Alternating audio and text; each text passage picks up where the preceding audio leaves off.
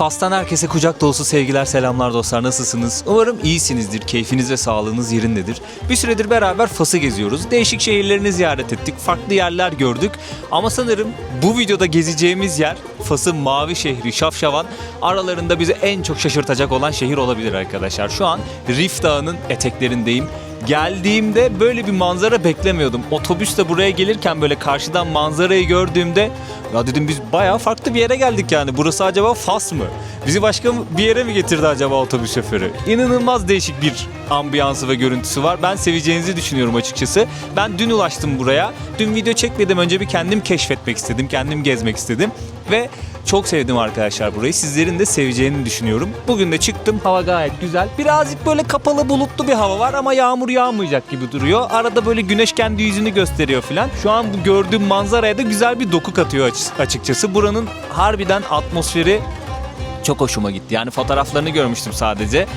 Burada gezince, sokaklarda gezince bambaşka bir yere geldiğimi hissettim yani dostlar. Sizlerin de seveceğini düşünüyorum burayı. Fas'tayız, Şafşavan'dayız, Mavi Şehir'deyiz arkadaşlar. Umarım keyifle izlediğiniz bir video olur. Videoya geçmeden önce emeklerimin karşılığı olarak videoyu beğenirseniz, yorumunuzu belirtirseniz video ile ilgili çok sevinirim ve kanalımı abone olarak desteklerseniz bu sene 500.000 abone hedefi koymuştum. Ona hep beraber ulaşmak istiyorum arkadaşlar. Abone olup desteklerseniz de çok sevinirim. Türkiye'nin lider su arıtma markası İhlas Sebilon'un sponsorluğunda Fas gezimiz, Şafşavan gezimiz başlıyor. Sizler de musluktan güvenle ve sağlıklı su içmek istiyorsanız linki açıklamaya bıraktım. Oradan bakabilirsiniz. Şafşavan gezimiz başlıyor. Türkiye'nin lider su arıtma markası Aura Sebilon Unique sunar. Burada bir guest house'ta kalıyorum ben. Şu an guest house'un terasındayım. Şöyle sizlere manzaramı göstermek istiyorum. Dağın hemen eteklerindeyiz. Belli başlı yerlerde sisin çöktüğünü görüyorsunuz. Güneş ışınları şehrin sokaklarına, duvarlarına, maviliklerine ulaşmaya çalışıyor. Güzel bir görüntü, güzel bir manzara. Şöyle göstereyim sizlere. Birazcık eski bir yapısı var, fark etmişsinizdir. Şuradan böyle ufak şelalecikler oluşmuş durumda böyle. Akarsu aşağı doğru iniyor arkadaşlar. Terasta da oturma alanı yapmışlar. Şöyle masalar koymuşlar. Minderler, sandalyeler koymuşlar. Bir yandan şehrin manzarasını izliyorsunuz. Bir yandan burada keyif yapıyorsunuz. Şu an Şafşavan'ın Eskişehir tarafındayız bu arada. Bir hatırlarsınız videolarda Medine'leri anlatmıştım. Eski şehirler, tarihi şehirler. Şu an o tarihi şehirlerin olduğu sokaklardayız arkadaşlar. Medine kısmı burası, yani eski insanların yaşadıkları bölge burası. O kadar güzel maviye boyamışlar ki kaldığım yerde şehrin tamamen dokusuna uygun bir hale getirmişler. Uşak Guest House isminde bir yerde kalıyorum ben arkadaşlar. Burası Medine kısmına yürüme mesafesi, ve 5 dakikada yürüyorsunuz. Gecelik 1500 TL civarında bir şey geliyor. Tek başıma kalıyorum odada. Tuvaleti, banyosu içerisinde. Yani hayat kurtarır arkadaşlar. Öyle fiyat performans yeri olarak yorumlayabilirim burayı. Gezdikçe göreceksiniz. Burası ufak bir yer. Her yere çok rahatlıkla yürüyerek gidebiliyorsunuz. Bakın yukarıdan gördüğümüz akarsu. Şöyle göstereyim sizlere. Bunun kaynağına gideceğim önce. Daha sonrasında şehri gezmeye başlayacağız arkadaşlar.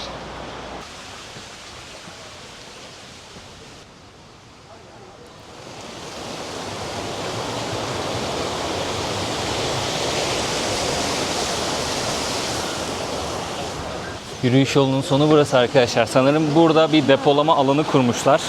Buradan suyu kontrollü bir şekilde aşağı veriyorlar.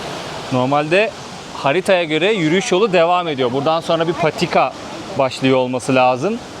Şu iki yarık arasına doğru gidiyor patika. Orada bir yerde suyun kaynağı. Yani oradan su geliyor. Bakın hatta şurada biraz su akıntısı görüyoruz. Aslında oradan geliyor. Buradan böyle devam ediyor.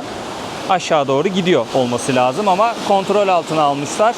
Buradan bir depo alanı oluşturup bu şekilde suyu veriyorlar.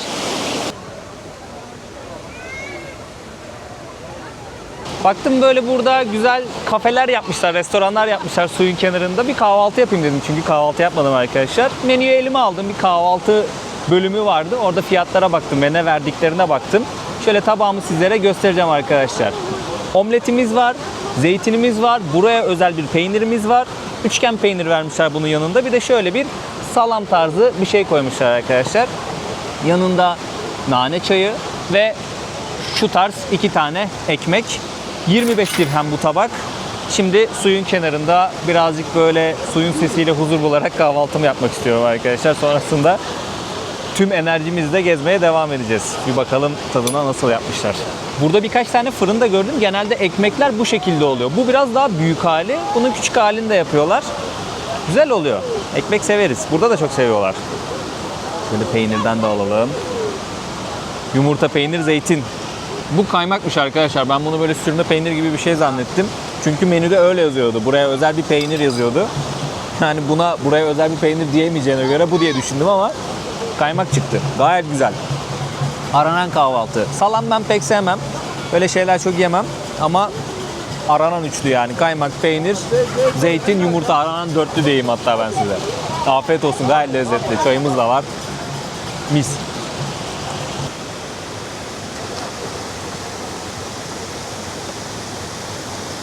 Bölgedeki yerlilerin, yerli kadınların giydikleri geleneksel kıyafetleri giyip böyle fotoğraf çekiliyorlar arkadaşlar.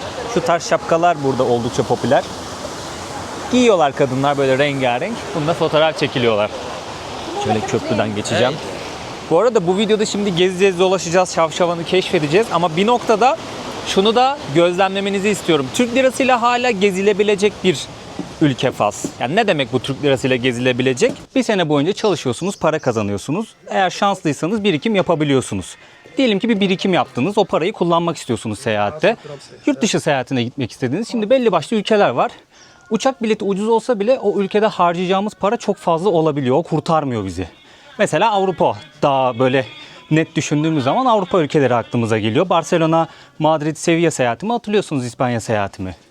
Bunun dışında belli başlı ülkeler var böyle biraz daha ortalama harcama yapabileceğiniz.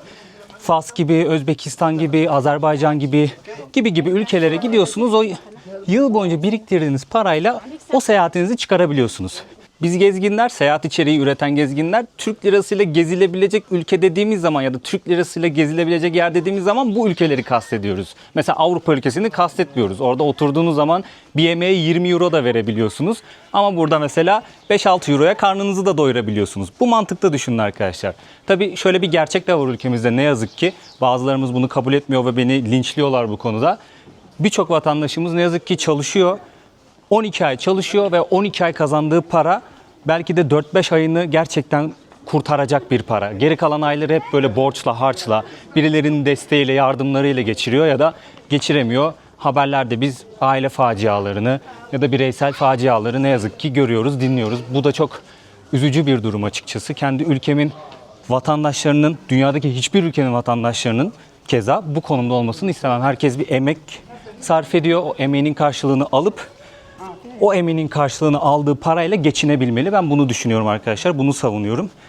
Arkadaşlar video çektiğimi görünce YouTube kanalımı istedi de Instagram adresinde kendilerini görmek istediler büyük ihtimalle. Onları da çekeyim şöyle.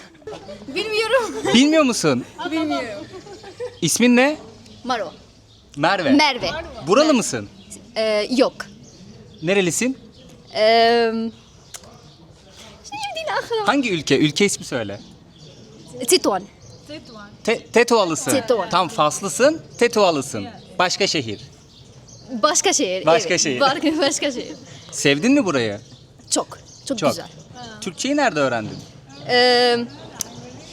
Drama, müselsel, series. Serilerden, Türk serilerinden öğrendin. Evet. Hepiniz mi öyle öğrendiniz? Evet. Çünkü laf attınız bana, oradan anladım Türkçe bildiğinizi.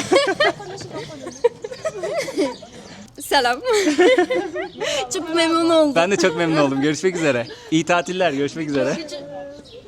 Burası Şavşavan'ın kalbi arkadaşlar. Aota El Hammam meydanına geldik. Burada bir sürü kafe ve restoran görüyoruz. Hediyelik eşya dükkanları görüyoruz. Keza sokakta böyle kına yapan ablalar da var. Fotoğraf çeken gençler var. Bir şeyler satan gençler görüyoruz. Bir şekilde insanlar hayatlarını kazanmaya çalışıyorlar. Turistik bir nokta burası. Kalabalıktan anlayacağınız üzere de bayağı bir turist var arkadaşlar. Hem yerli turistleri görüyoruz. Buralı olup gezmeye gelenler var. Hem de yabancı turistler var. Kalabalık gruplar da görebiliyoruz burada. Çok ilginç bir hikayesi var Şavşavan'ın. Creating content of Morocco. Yes. Okay. And all around the world actually. Oh, that's so cool. Yeah, thank you so much. I love to follow journeys. Thank you. What is your name? Mariam. Meryem. Yeah. Burak. Burak. Nice to meet you. And where are you from? My parents were born in Morocco, and I was born in France. Oh, nice. And I'm kind of settling back. How did you like Şavşavan? I love it. I love it. Yeah. I just feel like my Moroccan genes, like both of my parents were born in Morocco, and I feel like my genes activate when I'm here. Okay. Sorry, like I'm very messy today. I No just worries. want to have like some No worries. intestine. Do you think that it's expensive country to travel? No, No? it's very good. Now you just have to check your flights, but other than that, it's really good. cool. And where are you from? I'm from Turkey. Turkey. Yeah. Nice, nice. Merhaba. Merhaba, Welcome, merhaba, thank you. welcome. What is the name of your channel? Burak Durgun. Yes, the first one. Cool. All right. Yeah, that one. Awesome. Thank you so much. So nice to meet you. So nice to Enjoy meet you. Chefchaouen, enjoy Thank you so much. Morocco, Thank and you. You're very welcome here. Thank you so much. Nice to meet you. Enjoy. Bye bye. Nice to meet you. Şehir 1471'de kuruluyor arkadaşlar. Burayı kuranlar İspanya'dan buraya göç eden Müslümanlar ve Yahudiler. Buraya sığınıyorlar arkadaşlar. Hatırlarsanız Endülüs'ü gezerken Reconquista diye bir dönemden bahsetmiştim. Müslümanlar İspanya'ya gidip orayı fethettikten sonra kaç yılıydı? 711 olması lazım. Hristiyanlar hep kaybettikleri yerleri geri kazanmak için bir savaş, bir mücadele içerisine giriyorlar. Bu dönem Reconquista olarak geçiyor ve çok uzun bir süreyi kapsıyor arkadaşlar. Yanlış bilmiyorsam 718 yılında başlıyor bu Reconquista dönemi. Müslümanlarla Hristiyanlar arasında sürekli bir mücadele gerçekleşiyor. 1492'de Katolik kralların Granada'yı fethetmesiyle bu Reconquista dönemi son buluyor ve daha sonrasında o bölgede yaşayan Müslümanlar ve Yahudiler farklı yerlere göç ediyorlar arkadaşlar ya da zorla göç ettiriliyorlar. Hatta İzmir'deki Yahudilerden de bahsetmiştim. Türkiye'nin belli başlı yerlerine Yahudiler o dönem sığınmıştı. Buraya da sığınmışlar arkadaşlar. Şafşavan'ı aslında bir sığınak olarak kuruyorlar o dönemin Müslümanları ve Yahudileri. Bu yüzden Endülüs tarzını burada çok net bir şekilde görebiliyoruz. Dar sokaklar, renkli binaları görüyoruz ve mavi renk Şafşavan'ın simgesi olmuş durumda. Bununla ilgili de böyle birkaç tane ilginç hikaye ve not var. Bazı kaynaklara göre Yahudi göçmenler maviyi gökyüzü ve Tanrı'yı hatırlatsın diye şehre motif olarak seçmiş ve buradaki evleri bu sebepten dolayı maviye boyamışlar. Bunun dışında sivrisinekleri uzak tuttuğuna inanıyorlar mavi rengin. Sıcak havayı absorbe ettiğine inanıyorlar ve tabii şu an turistler için buranın masmavi bir şehir olması, belli başlı evlerin hakikaten masmavi olduğunu görüyorsunuz. Farklı evleri beyaza da boyamışlar tabii ki. Bunun karmaşası turistlerin ilgisini çekiyor ve bu mavi şehir olarak anılmasına da tabii ki sebep oluyor Şafşavan'ın. Bu sebepten kaynaklı olarak da maviye boyandığı işte kaynaklarda belirtilen iddialar arasında arkadaşlar. Tabii ki tek bir doğru yok. Hepsi birden olabilir. Bambaşka bir sebep olabilir. Hiç önemli değil. Bu Şafşavan'ın güzelliğine bir zeval getirmiyor dostlar. Gördüğünüz üzere ilginç ve turistlerin ilgisini çeken bir şehir burası. İnternette ilginç bir bilgi vardı. 1920'lere kadar burası dış dünyaya kapalı kalmış. Yani aslında bunu belli açılardan mantıklı buluyorum. Çünkü Endülüs bölgesinde yaşayan bu kişiler buraya sığındıktan sonra, burada bir yerleşim yeri kurduktan sonra kendilerini güvence altına almak isteyeceklerdir. Dağın eteklerine bir şehir kurmuşlar ve belli başlı yerlerde kale surları görüyorsunuz arkadaşlar. Belki de onlar inşa etmiştir kendilerini korumak için. Dış dünyaya kapatma olayını birazcık mantıklı buldum açıkçası. Bulmadım değil. 1920'ler yazıyordu. Ondan sonra açılmış şehir dışa. O ne kadar doğrudur bilmiyorum ama iyi ki de açılmış yani. Çok tatlı bir yer burası. Gerçekten şu ana kadar Fas'ta gördüğüm, mesela Fes şehrindeki Medine en beğendiğim o kapalı çarşı oldu. Kapalı çarşı demişim, özür dilerim. Tarihi sokaklar oldu. Aklım kapalı çarşıya gitti. Buranın dokusu bambaşka. Onu söylemeliyim. Buranın dokusu bambaşka o renginden kaynaklı olarak. Hoş gözüküyor manzarasından kaynaklı olarak ve dağın eteğine kurulması, yeşillik olması, maviyle birleşmesi vesaire vesaire benim hoşuma gitti açıkçası. Bilmiyorum siz ne düşünüyorsunuz? Biraz önce tanıştığımız Meryem var ya, bir tane magnet almış bana hediye. Şöyle yanıma gelip hoş geldin tekrardan dedi. Bunu hediye etti. Şöyle göstereyim arkadaşlar sizlere. Bu tam mesela benim yapabileceğim bir hareket.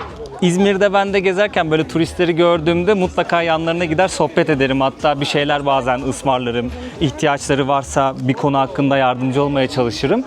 Tam olarak benim yapacağım bir hareketi yaptı kendisi. Çok teşekkür ediyorum kendisine. Belli ki uzun yıllar Fransa'da yaşamış, artık köklerinin olduğu yere geri dönmüş ve buranın o sıcaklığını derinlerde hissediyor ki bir turist gördüğünde böyle bir şeyle yaklaştı kendisi. Tekrardan kendisine çok teşekkür ediyorum arkadaşlar.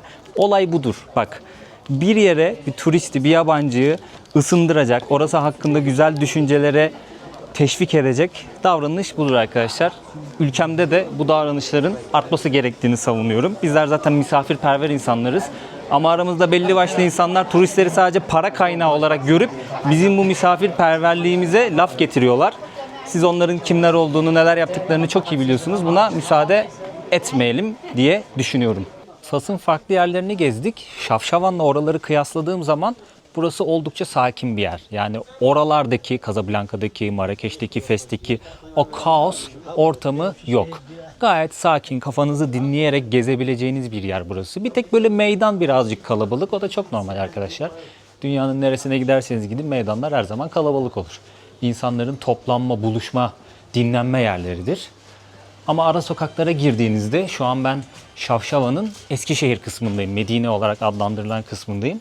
Girdiğiniz zaman böyle sakinlik görüyorsunuz. Mavi şehir olarak anılmasının sebebi de böyle. Yani mavinin birçok tonunu görebiliyorsunuz. Şafşavan'da Berberiler nüfus yoğunluğu olarak daha fazlaymış. Berberileri biliyorsunuz, anlatmıştım arkadaşlar.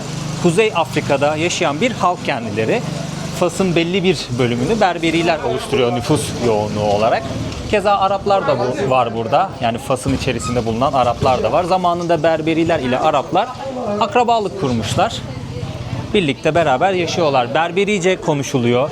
Fas Arapçası konuşuluyor ve İspanyol etkisi de var burada. Tabii ki o Endülüs'ten çıkıp gelen insanlar bu şehri kurup burada belli bir süre yaşayıp kültürle etki ettikleri için İspanyolca da birazcık burada etkisini göstermiş tabii ki. Sokakları görüyorsunuz değil mi? Yani o kadar güzel ki. Ve sakin olması çok hoş bir şey. Yani o kaos ortamını tabii ki seviyoruz. Belli başlı açılardan kaosta gezmek keyif veriyor. Ama insan sakinlikte aramıyor değil yani.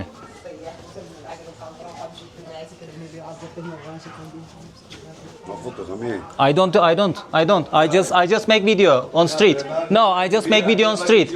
No, I just make video on street. Don't tell me. Bunu burada çok göreceksiniz arkadaşlar. Sert çıkın. Sokağa çekiyorum, kendisini çekmiyorum, yüzüne kamera tutmuyorum. Asla bir şekilde beni çekiyorsun falan diye üstüme gelemez. Bunu neden yapıyorlar biliyor musunuz? Para istiyorlar. Siz ona para veriyorsunuz, o zaman tamam diyor. Tabii ki de ben sokakları çekeceğim. Geldim geziyorum burada. Sanki yüzüne tuttuk kamerayı. Bakın şöyle evleri de göstereyim bir yandan. Masmavi. Uyuz oluyorum böyle tiplere ya. Buraya gelecek olanlara söylüyorum. Sakın eyvallah çekmeyin arkadaşlar. Siz sokağın fotoğrafını çekiyorsunuz. Manzaranın fotoğrafını çekiyorsunuz. Asla birinin yüzüne kamera tutmadığınız sürece kimse size hiçbir şey diyemez. Sert çıkın. Sert çıkın. Sesinizi yükseltin biraz. Asla karışamazlar ona. Fas'ın diğer yerlerinde de bunu çok yapıyorlar. Turistlerin üstüne geliyorlar böyle. Para koparmaya çalışıyorlar. Sakın inanmayın arkadaşlar. Çok güzel bir meydana çıktık bu arada. Şöyle göstermek istiyorum. Hoşuma gitti burası. Bayağı hoşuma gitti. Hatta şöyle söyleyeyim, yapı itibariyle ben bu tarz yerleri çok severim. Dağın eteklerine kurulmuş köydür, kasabadır, böyle şehirlerdir. Acayip hoşuma gider. Şu ana kadar Fas'taki favori yerim Şafşavan diyebilirim yerleşim yeri olarak. Medine olarak burası hoşuma gitti ama hatırlıyorsunuz değil mi? Bir video önce Fes şehrini gezmiştik. Oranın Medine'sini gezmiştik. 8-9 bin sokaktan bahsediyorlar ve sayısı bilinmiyor. İnanılmaz bir yer, labirent gibi. En sevdiğim Medine de orası. Yani ara sokak, tarihi sokaklar olarak söylüyorum. Müthiş bir yerde orası.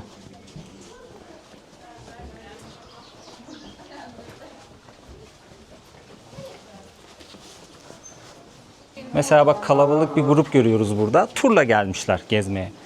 Fas'ta açıkçası turla da gezebilirsiniz. Tabii ki bu tamamen kişiye kalmış bir durum ya. Bazı insanlar tek başına bazı şeyleri yapmak istemiyorlar. Kesinlikle bu konuda onlara bir şey demiyorum. Ama tek başınıza gezebileceğiniz bir yer Fas. Rahat bir şekilde yönünüzü, yolunuzu bulabileceğiniz, yapmak istediğiniz şeyi yapabileceğiniz bir ülke burası. Tabii tur alırsanız her şey çok daha rahat olur. Çünkü başınızda rehber var. Dünyanın her yerinde rehberler zaman daha rahat gezersiniz. Daha kolay, uğraşmadan her şeyi halledersiniz.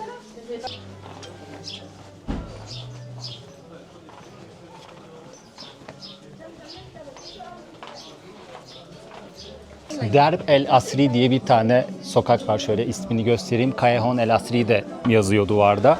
İspanyolcadan geçen bir kelime Callejon. Burası en güzel fotoğraf noktalarından birisi olarak geçiyor. Bu merdivenler, mavilik, buradaki evler. İnternette araştırdığınız zaman Şafşavan'ı buradan çekilen birçok fotoğrafa denk geliyorsunuz. Şöyle sizlere evleri de bir yandan göstermek istiyorum. Belli dönemlerde boyuyorlar, fark etmişsinizdir. O mavilik gidiyor, sönüyor renk, tekrardan boyuyorlar. Bu dokuyu koruyorlar ki turizm devam etsin, yani insanların dikkatini çekiyor bu mavilik. O yüzden insanlar evlerini maviye boyuyor. Bazı evlerde beyaz, o yüzden çok güzel bir görüntü oluyor karşıdan gördüğünüz zaman. Dostlar ben buraya Fes şehrinden geldim. Otobüsle geldim. İnternet sitesini bırakacağım ben açıklamaya. Oradan online olarak bilet alabilirsiniz. Terminale gidip de bilet alabilirsiniz. CTM isminde bir otobüs firması. 140 dinara ben aldım bileti. 4-4,5 saat civarı bir şey sürdü yolculuk. Siz bileti aldınız diyelim online olarak. PDF olarak gönderiyorlar mailinize. Eğer otogardan alırsanız zaten bilet olarak elinize veriyorlar. Siz yolculuk yapacağınız gün otogara gittiğinizde ayrı bir bilet alıyorsunuz bagajınız için. Onun için de 5 dirhem ödüyorsunuz arkadaşlar bagaj başı. Sonrasında işte yolculuğunuzu yapıyorsunuz. Sadece otobüs yolculuğu yapmak zorunda değilsiniz ama Fas içerisinde. Belli başlı şehirler arasında tren de var. Mesela ben Casablanca'dan Marrakeş'e, Marrakeş'ten Fes'e trenle geldim. Trenin uygulamasını da ben açıklamalara bırakacağım arkadaşlar. Online olarak bilet alabilirsiniz. Yine girdiğiniz mail adresine PDF olarak iletiyorlar biletinizi. Banka kartınıza ya da kredi kartınıza alabiliyorsunuz bileti. Hatta Fas'ta hızlı tren de var arkadaşlar. O trenin ismi El Burak. Eğer siz şanslıysanız gideceğiniz rotalar arasında hızlı treni de denk getirebilirsiniz. Zamandan güzel bir kazanım elde edersiniz. Tabii ki bilet fiyatları biraz daha artıyor hızlı tren olduğu için. Trenle seyahat etmenizi öneririm eğer buraya gelirseniz. Büyük şehirler arasında genellikle tren var arkadaşlar. Ben hep online olarak aldım biletimi. PDF'i de gösterdiğimde çok rahat bir şekilde trene biniş yaptım. Birinci sınıfta da yolculuk yaptım. İkinci sınıfta da yolculuk yaptım. Hatta ben size direkt yaptığım tren yolculuklarının ücretlerini de söyleyeyim. Madem Türk lirası ile seyahat edebilme videosu çekiyoruz. Casablanca'dan Marrakeş'e trenle gittim ben. İkinci sınıfa bilet bulabildim. 3 saat sürmüş yolculuğumuz. İkinci sınıfta gitmişim. Birinci sınıfa bilet bulamamıştım hatırlıyorum. Hızlı tükenmişti. Ne kadar ödemişim? 160 dirhem ödemişim arkadaşlar. İlk tren yolculuğumuz böyleydi. Sonrasında ben Marrakeş'ten Fes'e gittim. Orada birinci sınıfa bilet buldum. O da 7 saat sürmüş arkadaşlar. Marrakeş'ten Fes 7 saat. Birinci sınıfta 350 dirhem ödemişim. O rahattı ama onun koltukları rahattı. Dediğim gibi Fes'ten de Şavşavan'a otobüsle geldim arkadaşlar. Ona da 4 saatlik yolculuğa 140 dirhem ödedim. Şavşavan'dan sonra Tanca şehrine gideceğiz arkadaşlar. Oraya gezeceğiz. Onun biletini de ben önceden aldım. Yaklaşık 3 saatlik bir yolculuk yapacağız. Bu 3 saatlik yolculuk için 80 dirhem para ödedim. Biletim hazır PDF olarak geldi. Artık orada da seyahatim bitecek. Fas seyahatim Tanca'da bitecek ama uçağım Casablanca'da. Ben Casablanca'ya geri döneceğim. Uçağımın olduğu güne hızlı tren buldum. Tanca'dan Casablanca'ya hızlı trenle El Burak'la gideceğim. 225 dirhem ödedim. O da yaklaşık 2 saat 20 dakika falan sürecek yolculuğumuz. Bilet fiyatlarını da söylemiş olayım. Ucuz mu, pahalı mı, fiyatlar nasıl? Buna da siz karar verin arkadaşlar. Bilmiyorum size de öyle geldi mi ama birazcık böyle Ege sahillerindeki o renkli kasabalarımızı, köylerimizi anımsattı bana Şavşavan.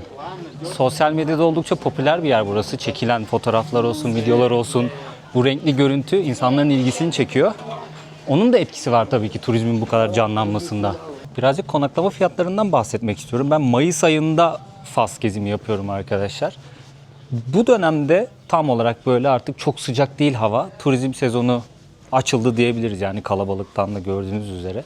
Genellikle Casablanca için de aynısını söyleyebilirim. Marrakeş için de. Marrakeş biraz daha pahalı ama Fes için de, burası için de böyle 50 dolar civarına konaklama bulabiliyorsunuz burada. Böyle 1500-2000 TL arasına merkezi bir yerde konaklama bulabiliyorsunuz. Tabii Marrakeş'te bu fiyat biraz daha artabiliyor.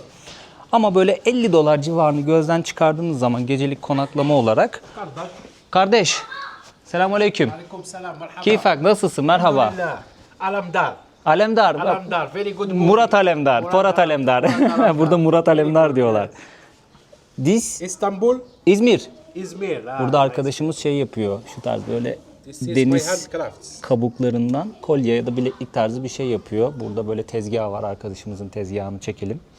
What is your name? Omar. Ömer. Omar. Burak. Burak, merhaba. Merhaba. Musafir. Nice to meet you. Nice to meet you too, bro. Welcome to Morocco. You are Berberi or You nomad, the Sahara, nomad. nomad, Sahara? Yes, Tamam. traveler people. Because your style Yes. is different. Yes, my friend. I like your style. You are welcome, bro. Şükran bro. Thank you. Merhaba. Merhaba. Turkish good people. Thank you. Also Moroccan good people. Thank you, my friend. Thank you my friend. Şükran. Merhaba. Burada farklı böyle şeyler satıyor. Sahra bölgesinden gelmiş. Göçebe bir şekilde bir şeyler satarak hayatını kazanıyor arkadaşımız. Kendisi gayet sıcakkanlı, güler yüzlü. Neyse ne diyordum? Yani 50 dolar civarı gecelik Avrupa ile kıyasladığınız zaman gayet normal bir fiyat. Avrupa seyahatimi hatırlayanlarınız vardır. İspanya seyahatini birazcık pahalıydı fark ettiğiniz üzere ve benim son dakikaya kalan rezervasyonlarım da oldu. bu sebepten kaynaklı olarak çok fazla para ödediğim de oldu. Özellikle Barcelona seyahatimi hatırlayacaksınız. Çok böyle ortalama yerlere ciddi paralar ödeyebiliyorsunuz belli başlı ülkelerde konaklama olarak. Fas'ta bu yarı yarıya düşüyor diyeyim ben size. Hatta yarı yarıyadan daha fazlaya düşüyor diyeyim. Konaklama olarak sizi üzmez bence. Tek sıkıntı burada. Yataklar çok sert arkadaşlar. Burada kaldığım otel dışında hep sertti yataklar, yani taş gibiydi neredeyse.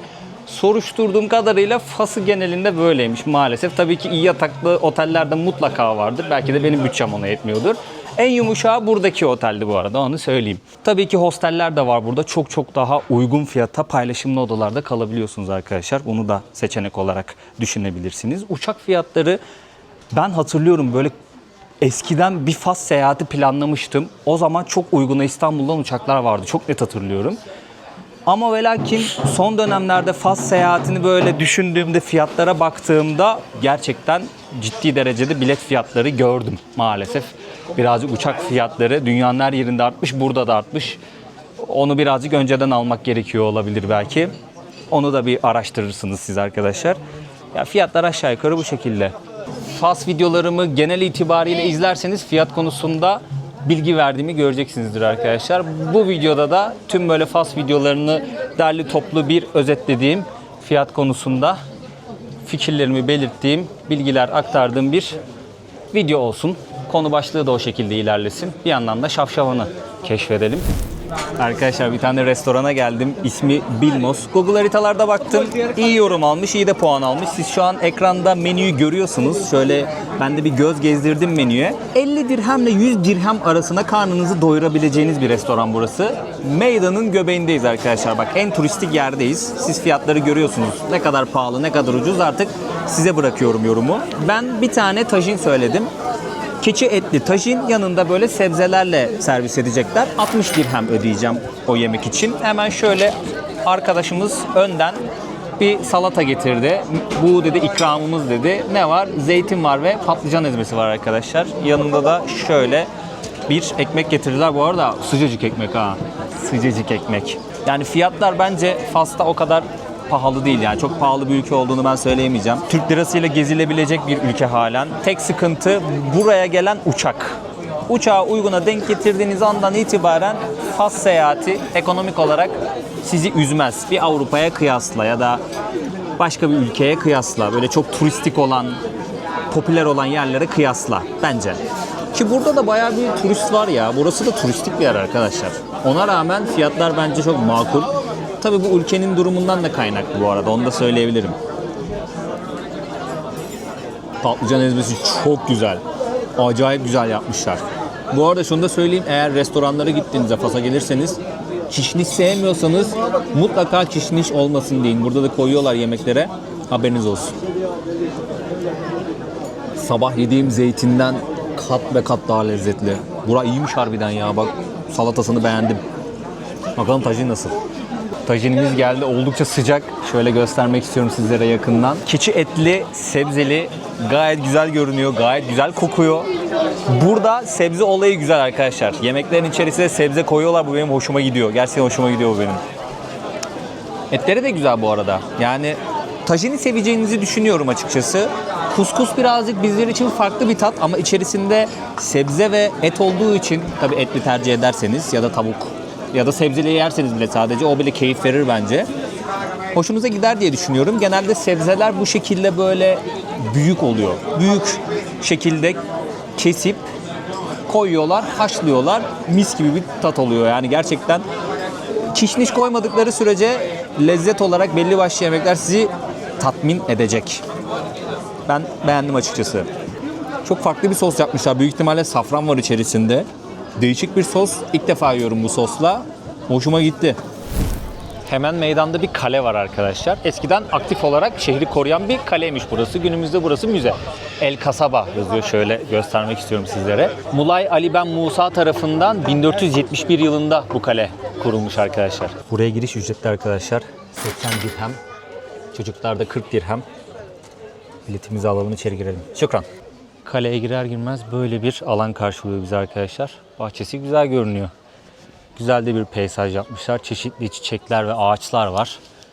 Burada mandalina ağacı görüyoruz. Birçok yerde ben portakal da gördüm bu arada. Portakal var, mandalina var, çeşitli meyveler var. Bunların sıkma meyve sularını yapıyorlar. 20 dirheme satıyorlar her yerde. 15 dirhem, 20 dirhem. Sevilla'da Alcazar'ı gezmiştik, hatırlıyorsunuz değil mi? Bak orayla ne kadar benziyor. Çünkü oradan göçüp gelenler. Burada o mimariyi çok net bir şekilde görebiliyoruz.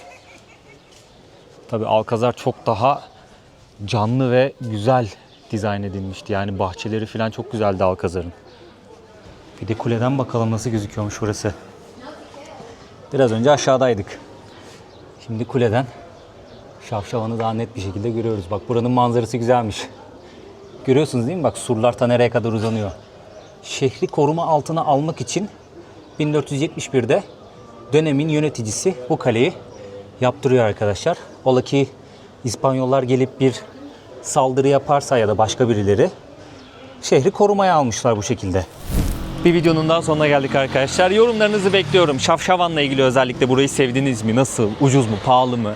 Bunları yorumlarda belirtirseniz çok sevinirim. Ve genel olarak Fas'ı da yorumlayabilirsiniz. Pahalılık konusunda özellikle böyle detay vererek açıklarsanız hep birlikte yorumlarda konuşuruz, tartışırız. Bilgilenmiş oluruz dostlar. Herkesin görüşü kıymetli. Videoyu beğenmeyi unutmayın. Kanala abone olmayı, desteklemeyi unutmayın dostlar. Bunlar ücretsiz, bedava. YouTube bizden istiyor. Etkileşim olsun istiyor ve bu şekilde öneriyor kanalımızı. Bizler de gezginler olarak, içerik üretenler olarak sizlerden rica ediyoruz. Kendinize çok iyi bakın. Bir sonraki videoda artık Fas'a veda edeceğiz. Son videomuz olacak. Bir aksilik olmazsa tabii ki. Görüşmek üzere. Hoşçakalın. Türkiye'nin lider su arıtma markası Aura Sebilon Unique sundu.